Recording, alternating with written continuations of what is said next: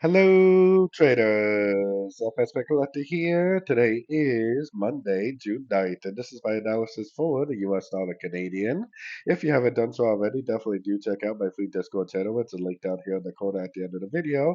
And make sure to take a look at my website, fxpipcollector.com. Watch the video on my home screen to learn more.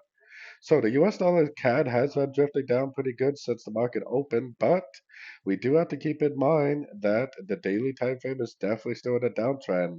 And one thing I keep saying is that if this really is a wave one, which I believe it is, this whole move down is a wave one. Most wave ones do end after the break of structure of the previous move. So we still might have a pretty decent amount of downside potential on this thing. If it does decide to go up and make it a golfing up, I'll be more than happy to start looking for longs, but it definitely hasn't yet. So for me, what would I be doing is I would be looking for one, two, three-way pullbacks to go short. That right there would have been my last sorting opportunity.